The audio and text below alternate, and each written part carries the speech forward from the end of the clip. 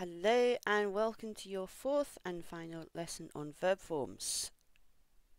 The quote we've got today is by J.K. Rowling, and it's a Harry Potter quote, and I quite like this one. It matters not what someone is born, but what they grow to be. That's good advice for everyone. Okay, so all the way through this month we've been looking at verb forms. We've talked about the differences between ing and two infinitives when we use them as objects. We've looked at using them as subjects, and then last time we looked at which form to use after adjectives and prepositions. Today we're going to take a look at 4 verbs that can take an ing or two infinitive with a change in meaning. There are more than 4 verbs that can do this, but we're just going to focus on 4. And it says here this week, but actually today I've just posted a poll in the Facebook group to ask what you would like to look at next month, so do feel free to make a selection. If you have a better idea, go ahead and add it to the poll. Okay, so let's move on to exploring two infinitives and ings when used with a difference in meaning. As you know, I'm sure, some verbs can be followed by either an ing or a to infinitive, and sometimes both are okay and the meaning doesn't change. So here's an example. I started learning Chinese before I went to China. I started to learn Chinese before I went to China. There's no difference. Both of those sentences are great. Sometimes though, the meaning does change, and this is when things start to become more tricky. So let's take a look at some examples. The first verb we're going to look at is remember, and obviously if you remember stuff, it's information that you still have in your brain. It's the opposite of forget. So remember with a to infinitive. Here's an example. Did you remember to feed Alice's cat today?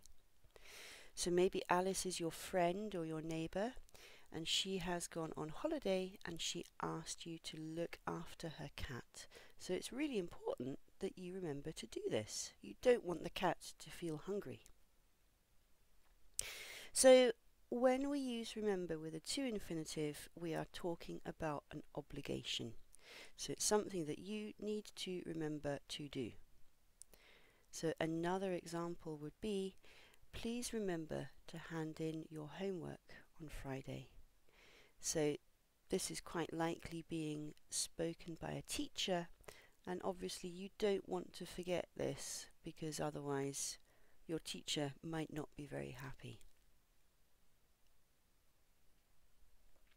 So remember with an ing. Here's an example. This is something that is quite possible for me to say, as I do lose things quite often.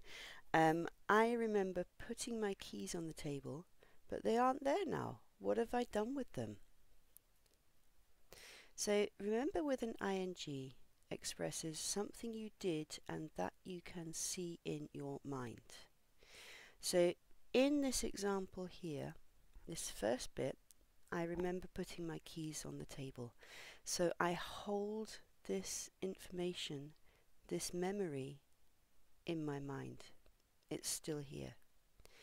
Now, maybe after I put my keys on the table, I had a phone call, or I wanted to eat my lunch, or something happened, and it distracted me, and I can't remember what happened next. All I know now is my keys aren't there. So I have a mystery, which is, where are my keys? What have I done with them? Another example here, it's quite common after an accident to lose your memory. So here's a good one. I don't remember falling off my motorbike. I just remember waking up in the hospital. So here, this one, I can see this in my mind. Okay, this one, however, I have no memory of the actual accident itself.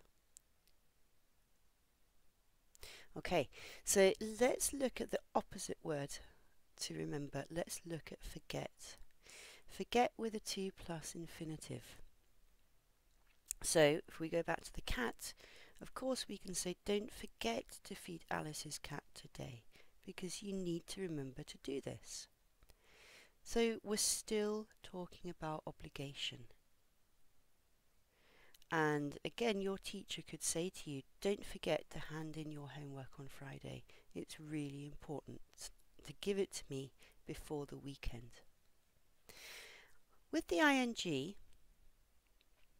we've got sentences like this. I will never forget getting married. It was the best day of my life. And forget with an ing expresses something you did that you can't see in your mind. So that's a little bit strange. But look here. This is really, really common. Never and forget plus ing. That is a very common use of forget with an ing. And of course, if you say never forget, it's the same as saying always remember. So here's another example. I've put this one in the past. She never forgot spending her summer holidays at her grandmother's house in the countryside. So she always holds this memory of the summer holidays in her head. Okay, there are other uses of forget with ing. I would say this one with never is really common and it's really easy to use. So start with this one. Okay, let's look at something else. Let's look at the word consider. So consider with a to infinitive is often used in sentences like the Mona Lisa is considered to be one of the finest paintings of all time. Now, when we use consider with a to infinitive, we're expressing an opinion. And if you notice, we've actually got a passive structure here, so we've got be.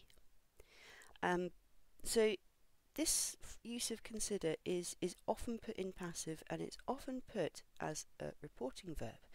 So we could say the Mona Lisa is believed to be one of the finest paintings, or is argued to be one of the finest paintings.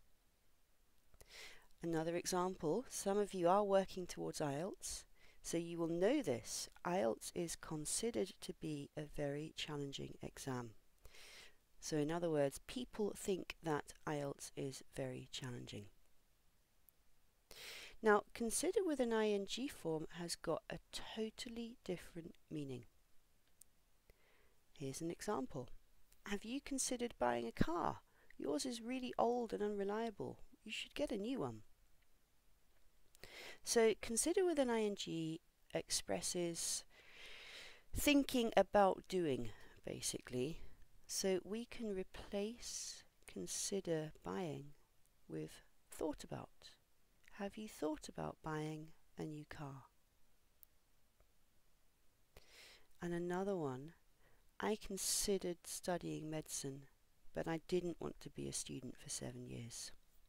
And again, I can change this for thought about. I thought about studying medicine, but I didn't want to be a student for 7 years. Okay, so consider with to infinitive is for opinions.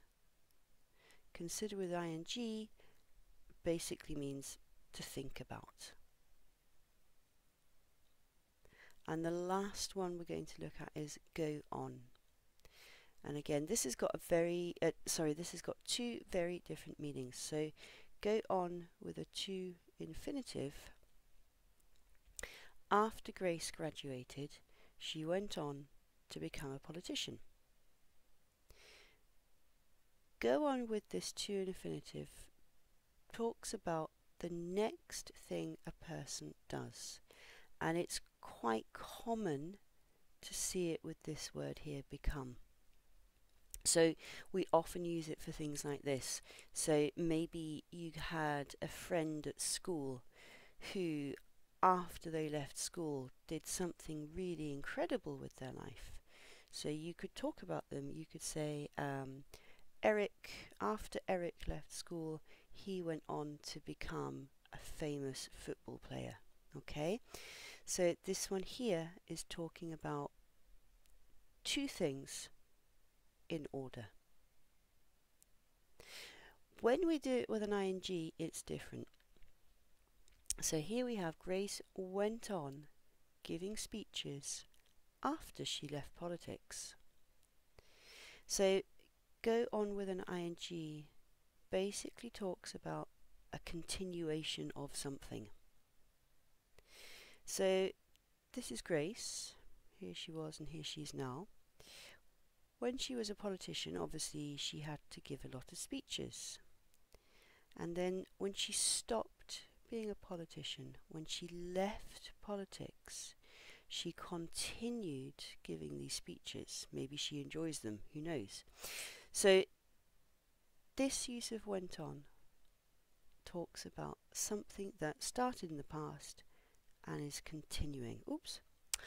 Alright, so that's all for today, and that's all on the verb forms. So this Sunday I can be in the group. If you guys have got any questions that you would like to ask, please post them by Saturday sometime, and I can be online to answer questions on Sunday afternoon. I hope that you have enjoyed this unit, and I'm looking forward to the next one as chosen by you. Have a great day.